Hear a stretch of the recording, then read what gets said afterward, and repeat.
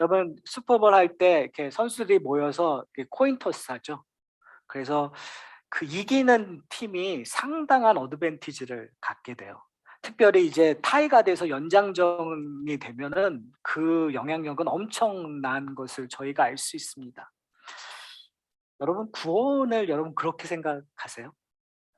많은 분들이 내 구원을 그냥 코인 토스 하는 것처럼 운명에 맡기시는 분들이 상당히 많은 것 같아요.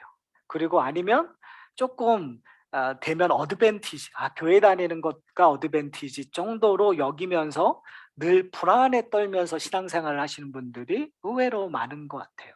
요한계시록을 보면서 사실은 예수를 믿는다라는 거, 성도 된다라는 건 코인 토스 하는 게 아니죠.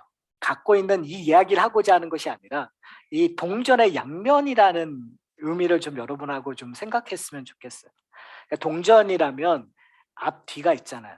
근데 동전 앞, 뒤 다 동전이잖아요. 그렇죠? 어떤 사람에게 내가 뭐 50센트 쿼러를 달라고 했을 때 동전 앞만 돼 있는 거를 받는 건 아니잖아요. 앞뒤를 다 받는 거잖아요. 여러분 오늘 본문은 동전의 앞면과 뒷면의 차이를 저희에게 확연하게 보여주고 있습니다.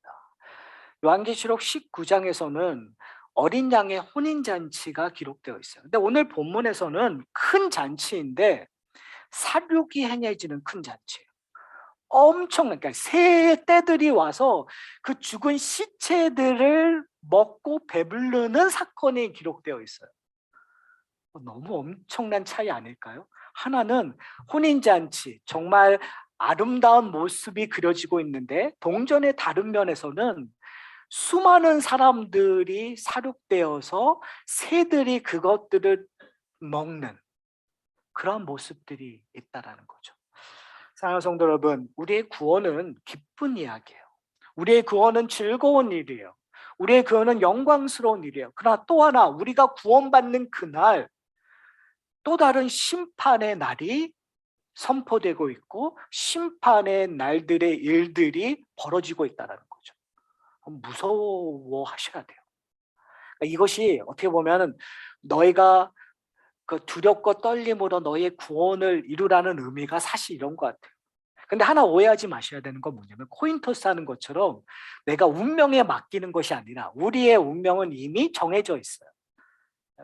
이 말을 오해하지 않고 들으셨으면 좋겠어요. 우리가 예수를 구주라 고백하는 순간, 우리가 예수님에게 잡힌 바 된 순간 어느 누구도 우리를 하나님의 품에서 빼앗아 갈 수 없다고 이야기하고 있어요. 우리의 믿음이 진정한 것이라면, 우리의 고백이 진정한 것이라면, 그것이 가짜일 경우라면, 가짜 믿음이라면 분명히 내가 예수를 믿는 척해도 그것은 거짓될 거예요. 제가 예배 처음 시간에 C.S. 루이스에 대한 교만에 대한 이야기를 얘기를 했었어요. 근데 C.S. 루이스가 아주 재미있는 질문을 던져요. 만약에 누가 봐도 교만한 자인데 근데 하나님을 따르는 것처럼 열심히 신앙생활하고 있다면 그는 구원을 받은 사람일까 아닐까? C.S. 루이스는 놀랍게도 그는 헛되이 하나님을 믿는다고 오해하고 있다는 거예요. 그런데 그 말 속에서 현대교회의 모습을 연상할 수 없어요. 정말 교만한 자인데 하나님 앞에서 너무 열심히. 그런데 그런 사람들이 우리 가운데 있어요. 여러분 누구라고 여러분 연상하시면 안 돼요. 그 사람이 연상하는 사람이 아니라 나일 수 있다라는 거를 우리가 깨달아야 되지. 맞아, 그 사람이 교만하고 그치 정말 티는 다 내고 하나님을 열심히 섬기는 것처럼 이야기해. 맞아, 그 사람은 하나님 나라에 안 갈 거야. 이런 식으로 하시면 안 돼요. 그 이야기는 누구를 얘기하냐면 바로 우리를 얘기하고 있는 거예요. 우리는 정말 교만, 나를 드러내고 내가 인정받고 다른 사람에서 존경받고 싶어하는 열망으로 하나님을 섬기고 있는 우리의 모습이 드러날 수 있단 말이에요, 여러분. 근데 C.S. 루이스가 얘기하는 건 뭐냐면 그러면 그건 가짜다라고 얘기하고, 그래서 교만은 가장 큰 죄라는 이야기를 하고 있는 거예요. 사랑하는 성도 여러분, 그런 가짜 믿음이 아니라면, 우리가 만약에 진짜 믿음, 성령의 인도하심에 따라서 성령의 역사로 말미암아 하나님의 은혜를 고백한 자라면 우리의 구원은 흔들리지 않아요. 그러기 위해서도 우리는 하나님만을 의지해야 돼요. 예수 그리스도의 공로를 의지해야 돼요. 그렇다면 그걸 기억해야 되는 것이 뭐냐면, 우리에게 주어진, 우리는 어린 양의 혼인잔치에 들어가는 존재이지만 또 다른 면에는 하나님의 심판이 기록되어 있다는 걸 우리가 기억해야 이것이 은혜라는 걸 깨달아요. 참 은혜라는 말 자체가 묘한 뉘앙스가 있는데요, 내가 모든 걸 다 갖고 있고 내 힘으로 한다면 그걸 은혜로 여기지 않아요. 재밌는 것이 뭐냐면요, 이제 저희 아들이 돈을 벌잖아요. 그러니까 돈을 버니까 자기가 먹고 싶은 거, 자기가 하고 싶은 걸 사요. 그러니까 아빠가 해주고 뭐 하는 것을 더 이상 은혜로 여기지 않아요. 그냥 내가 한 번 샀으니까 당신도 한 번 사는 거지. 이거는 제가 좀 편집하겠는데, 이거 저희 아들을 폄하하고자 하는 것이 아니라 그냥 제너럴한 이야기 하는 거예요. 그러니까 우리가 얘기하는 건 뭐냐면, 은혜라는 것들을 더 이상 내가 갖고 있으면 은혜라고 생각하지 않는다라는 거죠. 심지어는 내가 받아도 내가 거기에 1%라도 내가 한 행위가 있다면, 공로가 있다면 그것을 은혜로 여기지 않는다라는 거예요. 인간의 본성은 그렇다라는 거죠. 그런데 성경은 은혜라고 얘기해요. 그러기 위해서 우리는 무능하다라는 걸 고백해야 돼요. 좀 더 성경적으로 얘기하면 오늘 본문에서 얘기하고 있는 그 심판을 벗어날 수 없는 존재라는 것을 고백해야 은혜라는 걸 깨달을 수 있어요, 여러분. 내가 만약에 이것을 봐라, 하나님 앞에서 이렇게 음녀를 쫓았던 사람들은 다 새해 먹잇거리가 될 거야, 겉바 잘된 일이라고 이야기하는 데에만 그친다면, 단도직입적으로 얘기하면 여러분 은혜를 모르는 자예요. 오늘 본문을 읽으면서 내가 거기 있었지, 맞아, 내가 하나님을 제대로 알지 못하고 따르지 못했었더라면 나도 세상 사람들처럼 노아 홍수 때 물에 잠길 수밖에 없고, 그리고 오늘 요한계시록 19장에서 이야기하는 것처럼 새들의 머릿거리가 될 수밖에 없다는 존재를 여러분 인정하셔야 돼요. 왜 인정해야 되는가를 우리가 좀 살펴봤으면 좋겠어요. 오늘 본문은 사실은 에스겔서 39장에 하나님의 심판에 대한 예언들이 이루어질 것이라는 것을 우리에게 다시 한번 확인시켜주는 본문이라고 볼 수 있어요. 이 에스겔서 39장에 보면 곡과 마곡의 전쟁에 대하여 기록되어 있어요. 여러분, 곡과 마곡 하니까 되게 어렵잖아요. 이건 지명이라고 보시면 되는데요, 이것은 요한계시록에서 얘기되고 있는 하마겟돈, 아마겟돈이라는 그 장소적 개념과 동일하다고 보시면 돼요. 그런데 39장 17절에서부터 20절에 이렇게 기록되어 있어요. 이 내용과 오늘 본문의 내용이 얼마나 유사한지 여러분 한번 보시면 좋을 것 같아요. 제가 읽어드릴게요. 하나님의 말씀입니다. 주 여호와께서 이같이 말씀하셨느니라. 너 인자여, 너는 각종 새와 들의 각종 짐승들에게 이르기를 너희는 모여 오라. 내가 너희를 위한 잔치 곧 이스라엘 산 위에 예비한 큰 잔치로 너희는 사방에서 모여 살을 먹으며 피를 마실지어다. 너희가 용사의 살을 먹으며 세상 왕들의 피를 마시기를 바산의 살찐 짐승 곧 숫양과 어린 양이나 염소나 송아지를 먹듯 할지라. 내가 너희를 위하여 예비한 잔치의 기름을 너희가 배불리 먹으며 그 피를 취하도록 마시되 내 상에서 말과 기병과 용사와 모든 군사를 배부르게 먹을지라 하라. 주 여호와의 말씀이라. 여러분, 똑같잖아요. 그렇죠?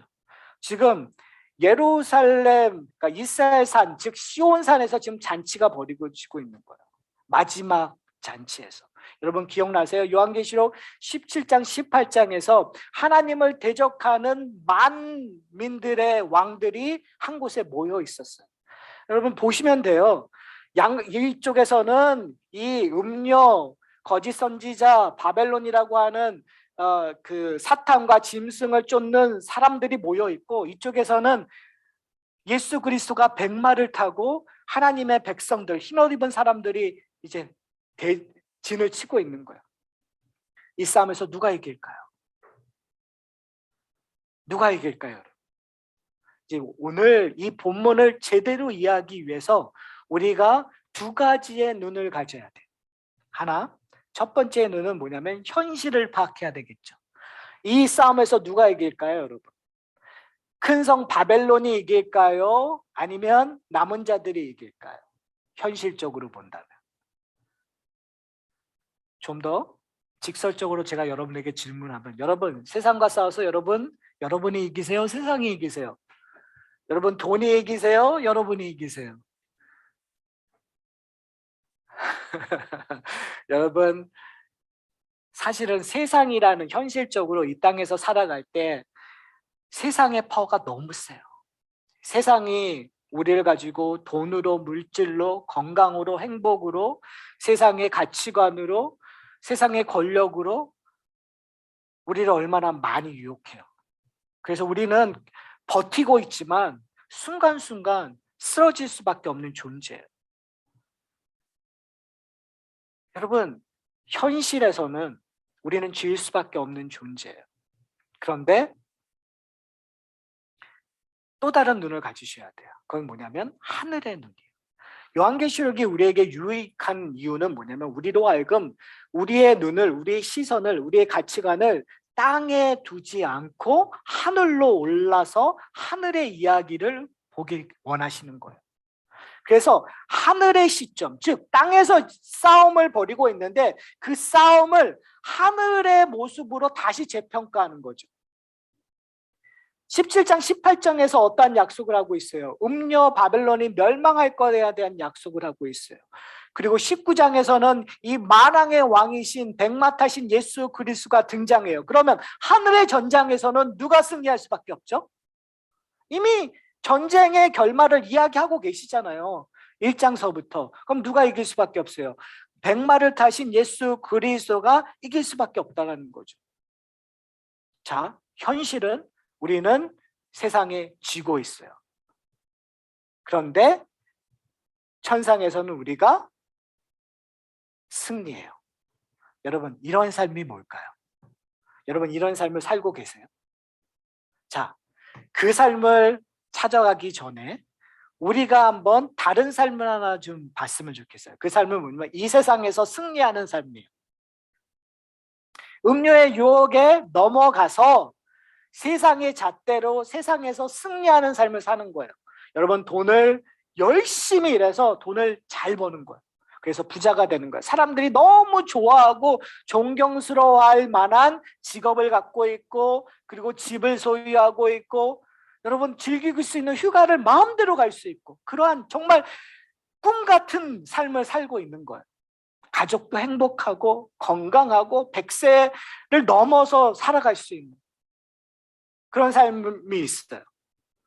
그런데 여러분, 세상에서 승리했는데 그 천상의 삶, 예수 그리스도가 없는 그 승리한 삶, 이 땅에서의 승리한 삶을 하늘의 삶에서는 어떻게 표현하고 있을까요? 오늘 본문에서 어떻게 이야기하고 있죠? 한번 볼까요? 19절에 보면, 내가 보매 그 짐승과 땅의 임금들과 그들의 군대들이 모여, 지금 뭐 하고 있는 거죠? 승리한 사람들을 얘기하고 있는 거예요. 말탄 자와 그의 군대와 더불어 전쟁을 일으키다가 어떻게 했다고요? 짐승이 잡히고 그 앞에 표적을 행하던 거짓 선지자도 잡혔더니, 뭘 얘기하는 거죠? 그들의 우두머리, 그들의 장수가 전쟁에서 졌다라는 것을 선포하고 있는 거예요. 그들이 따라 썼던 그 돈이 하늘나라에는 아무런 의미가 없다라는 거죠.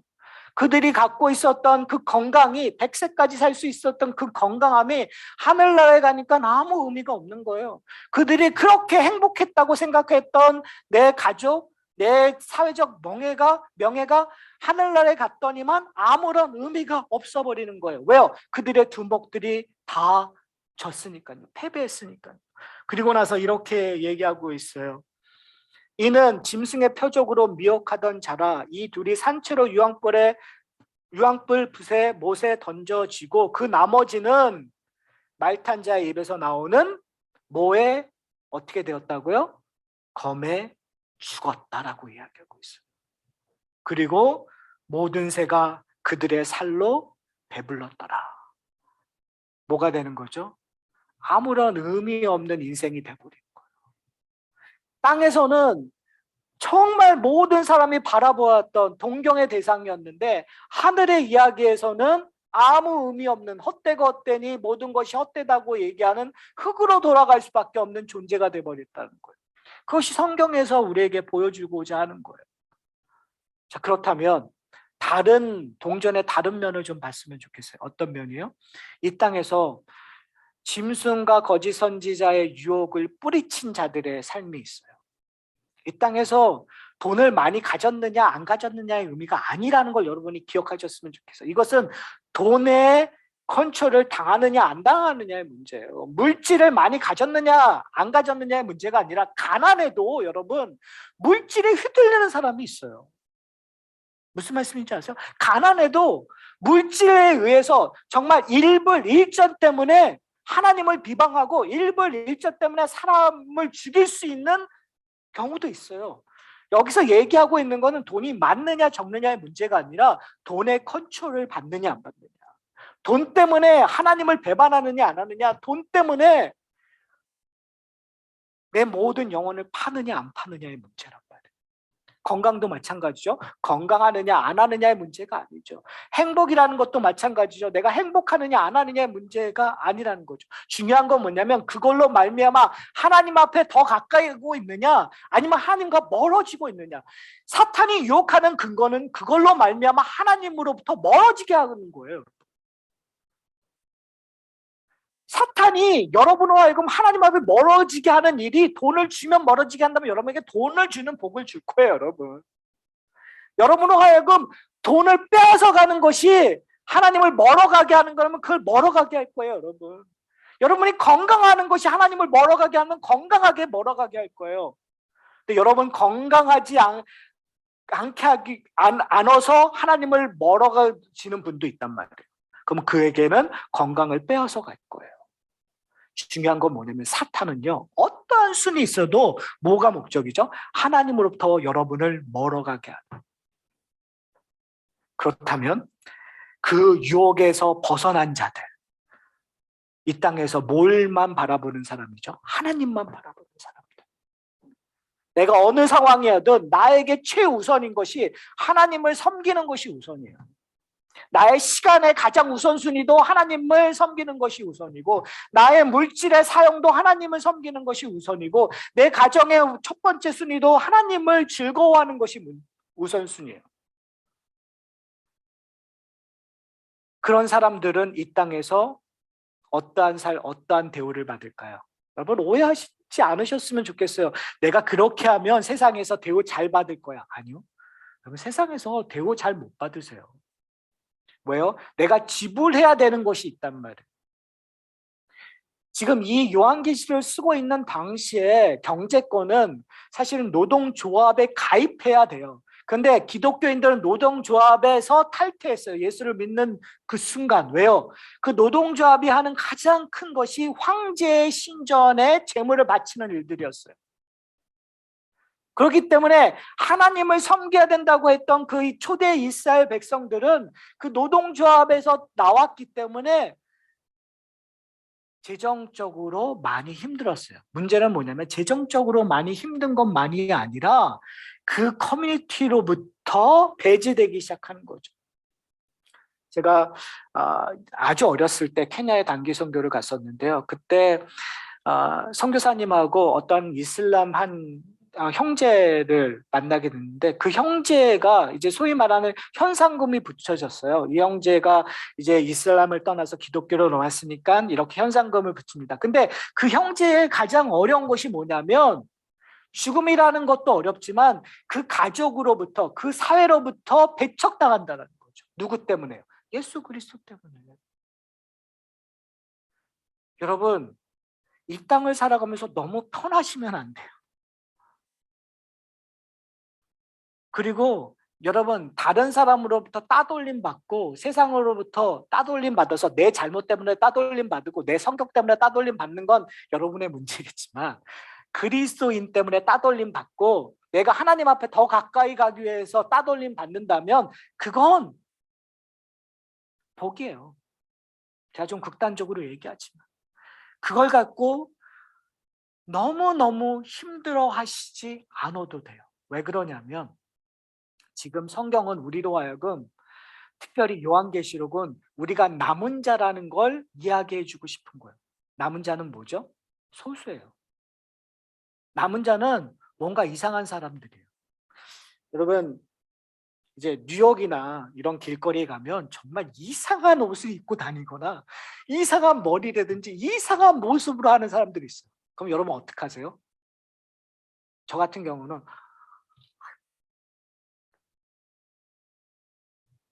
사람이 좀 이상한 것처럼 표현을 해요. 저도 모르는 사이에 리액션이 그렇게 나와요. 우리도 그런 사람들한테 이상하게 여기죠. 그런데 여러분이 만약에 진짜 예수 그리스도를 따라간다면 세상 사람이 여러분을 이상하게 여길까요? 아닙니까? 만약에 여긴다고 한다면 여러분은 어떻게 여기실까요?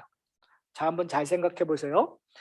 제가 아까 이상하게 여겼던 그런 이름 모를 패션을 가진 사람이 그런 눈길을 받으면 그 사람은 즐길까요? 안 즐길까요? 제가 개런티 해드릴 수 있어요. 그 사람은 즐겨요. 왜요? 자기의 패션이 그거니까 다른 사람의 그 눈으로 통해서 아, 내가 갖고 있는 패션이 맞다고 생각하는 거예요. 근데 우리는, 그리스도인은 그걸 못 지키지, 즐기지 못하고 있는 거예요. 우리는 그것을 자랑으로 여기지 않고 있는 거예요. 사도 바울이 얘기하고 있는 건 이렇게 얘기하잖아요. 세상은 십자가의 도를 정말 말도 안 된 거라고 생각한다는 거예요. 미친 거라고 생각한다는 거예요. 수치스러운 거라고 생각한다는 거예요. 어떻게 하나님이 십자가에 달려 죽을 수 있냐고, 그건 말도 안 되는 거짓이라고 얘기한다는 거예요. 근데 사도 바울은 뭐라고 얘기해요? 그것은 나에게 가장 소중한 것이라고 얘기해요. 여러분, 그것을 소유하고 계십니까? 오늘 이 동전의 양면, 이 땅에서 수치받는 사람들은 하늘나라에서 어떻게 되죠? 어린 양 그 혼인잔치에 초대받은 자들이에요. 초대받은 자들은 언제까지입니까? 언제까지입니까? 라고 하늘나라에서 애통했던 그 자들에게 하나님께서 보여주는 거예요. 그 혼인잔치 때 어떤 일들이 일어나는가. 여러분, 그걸 보셔야 돼요. 이 땅에서 우리가 이겨낼 수 있는 유일한 방법은요, 은혜를 깨달아서 하늘나라의 잔치의 그 기쁨이 얼마나 큰지, 하늘나라의 유업이 얼마나 뛰어난지를 우리가 이해하셔야 된다는 거예요. 여러분, 에스겔서를 보면은요, 아까 제가 읽었던 그 다음에 이렇게 얘기하고 있어요. 제가 읽어드릴게요. 내가 내 영광을 여러 민족 가운데 나타내어 모든 민족이 내가 행한 심판과 내가 그 위에 나타낸 권능을 보게 하리니 그날 이후에 이스라엘 족속은 내가 여호와 자기들의 하나님인 줄을 알겠고 여러 민족은 이스라엘 족속이 그 죄악으로 말미암아 사로잡혀 갔던 줄 알지라라고 얘기하고 있어요. 여러분, 이게 뭘 얘기하고 있는 거죠? 결국 하나님의 심판이 임한 다음에 이스라엘 백성들이 그 하나님이심을 깨닫는다는 거예요. 그리고 나서 40장에 뭐가 나오냐면 새 성전의 이야기가 나와요. 근데 그 새 성전은 에덴 동산의 모습과 동일하게 나타나고, 그러니까 지금 뭘 얘기하고자 하면 에스겔 선지자는 우리로 하여금 예수 그리스도로 말미암아 오신, 예수 그리스도가 이루신 새 성전을 보기를 원하는 거예요. 다른 사람들이 다 우매하다고 얘기한 그 십자가의 도로 말미암아 하나님의 심판이 그때 일어난 거죠. 하나님의 나라가 도래해서 그 당시에 십자가에서 세상 사람들은 십자가로 말미암아 예수 그리스도가 진 것처럼 이야기하지만 그 십자가의 능력이 그 마귀의 머리를 부숨으로 말미암아 천상에서의 승리를 성경이 얘기하고 있단 말이에요. 그 천상의 승리로 말미암아 하늘나라의 보화가 우리에게 주어졌다는 거. 사랑하는 여러분, 이 이야기는 뭐냐면요, 그 승리의 기쁨이 우리에게 주어졌기 때문에 그 승리의 기쁨을 우리는 열망하면서 살아갈 수밖에 없는 존재라는 거죠. 여러분, 그것을 누리고 사세요. 중요한 건, 이제부터 정말 중요한 건 뭐냐면요, 우리는 현실에 살고 있어요. 우리는 맨날 유혹을 받아요. 근데 어떻게 그 유혹을 이겨내야 될까요? 하나밖에 없어요, 여러분. 하늘의 삶을 이 땅에 살도록 노력하는 거예요. 끊임없이. 유혹을 받을 때마다 우리는 뭘 생각해야 되냐면, 여러분, 동전의 양면이라고 했잖아요. 유업이라는 동전이 오면 우리는 뭘 해야 되냐면 성령의 도우심을 받아서 동전을 돌려야 돼요. 그래서 뭘 보는 거죠? 하늘의 영광을 봐야 돼요. 하늘에 하나님께서 이루어 주신 것을 보셔야 돼요. 그리고 그걸 봄으로 말미암아 지금 내가 받은 유혹을 이길 수 있다 없다? 이길 수 있다. 이겨내야 된다. 무슨 말씀인지 아세요? 이길 수 있다에서 끝나는 것이 아니라 이겨내야 된다는 거죠. 그 감당을 기뻐하시고 그것으로 말미암아 하나님, 내가 하나님 속에 있군요, 감사합니다라고 가는 거죠. 그러니까 우리의 싸움은요, 늘 내 동전의 앞면을 봐야 뒷면을 볼 수 있는 거예요. 다른 말로 얘기하면 내가 이 땅에서 유혹을 받고 있는가를 여러분이 깨달으셔야 내가 하늘의 것들을 볼 수 있는 거죠. 다른 말로 얘기하면 내가 지금 저렇게 죽을 수밖에 없는 존재라는 거, 새의 먹이가 될 수밖에 없는 존재라는 것을 내가 깨달아야 되는 거예요. 그 깨달음은요, 여러분, 유혹에 넘어가기 전에 깨달으면 너무 좋은 거고요. 유혹에 넘어가서 정말 새의 먹이가 되는 그 순간에 깨달으셔도 될까요, 안 될까요? 돼요. 왜요? 아직까지 빵빵빵빵빵이 안 올렸으니까요. 아직까지 신부가 오시지 않으셨으니까요. 그러니까 우리가 은혜의 시대에 살고 있는 거예요. 여러분, 무슨 말씀인지 아세요? 지금 예배 드리는 자체가 동전이 뒤집어는 것을 경험하고 있는 순간이라는 거죠. 여러분, 이제 월요일 날 나가셔서 또 동전이 뒤집히는 것을 경험하실 거예요. 하루에도 수도 없이. 그렇죠? 우리의 마음이 갈대인 것처럼 수도 없이 동전이 뒤집히는 거. 그런데 가장 무서운 게 뭔지 아세요? 버려진 동전, 뒤집히지 않는 동전. 여러분, 제발 그렇게 사시면 안 돼요. 근데 저한테는 확신 하나가 있어요. 그건 무슨 확신이냐면요, 하나님의 백성들은 뒤집힐 수밖에 없다는 확신. 거짓 믿음, 거짓 행동을 하는 사람들은 안 뒤집힐 거예요. 안 뒤집혀서 교회라는 곳에서 그냥 좋은 자리를 차지하고 있을 거예요. 그러나 하나님의 백성들은 교회를 떠난 자리에 있더라도, 지금 교회 밖에 있더라도 하나님께서 뒤집히셔서 교회로 끌고 오실 거예요. 하나님의 몸으로 끌고 오실 거예요. 우린 그걸 믿는 거예요. 그러니까 우리가 해야 될 것은 뭐냐면, 내가 뒤집힘을 당함으로 경험함으로 말미암아 아직도 뒤집히고 있지 않는 사람들을 위하여 우리가 뭐예요? 기도하는 거예요. 그리고 보여주는 거예요. 하나님의 나라의 기쁨을. 여러분, 우리가 항상 오해하고 있는 것이 뭐냐면, 내가 뭔가 잘 보여줘야, 내가 뭔가 대단한 것들이 있어져야 내가 정말 말할 수 없는 기쁨에 넘쳐 있는 삶을 살아야 저 뒤집히지 않는 사람이 뒤집혀질 거라고 우리는 오해할 때가 참 많아요. 여러분, 그러나 중요한 건 뭐냐면요, 내가 뒤집히는 것들을 봐야 그 사람이 뒤집히는 거예요. 그건 뭐냐면, 내 연약함이 드러나고 그 내 연약함이 뒤집혀졌을 때, 내가 하나님 앞에 회개하고 용서함을 경험했었을 때, 다른 사람도 기독교라는 것은 이러한 용서를 경험하는 거구나, 그러니까 내가 회개한다라는 것들을 깨닫는 거죠. 여러분, 이 일들이 우리 가운데 있기를 소원합니다. 여러분, 19장의 이야기는 우리에게 두 가지의 모습을 보여줘요. 동전의 양면처럼 우리가 죽을 수밖에 없는, 우리가 하나님의 심판을 받을 수밖에 없는 한 면을 보여줘요. 그러나 다른 면이 우리에게 있어요. 하나님의 영광이, 하나님의 기쁨이, 하나님의 유업이 우리에게 주어지는. 여러분, 우리는 대부분의 삶이요, 이 땅의 삶은 하나님을 떠나 있는 삶이에요. 정말 솔직히 말씀드려요. 목사인 저도 24시간 하나님만 붙잡고 살지 않아요. 여러분은 어떠세요? 정말 하나님만 붙잡고 사세요? 그러면 정말 감사해요. 아멘, 할렐루야. 근데 우리의 모습을 보면 그렇지 않을 때가, 하나님을 잊어버릴 때가 많아요. 그때 내가 잘못된 면을 보고 있구나, 그 삶을 사는 것을 깨닫는 여러분이 되시기를 소원합니다. 그리고 내 힘으로 뒤집는 것이 아니라 성령의 힘으로 뒤집힘을 경험하시기를 소원합니다. 그래서 그 순간 하늘의 기쁨을 누리셔야 돼요.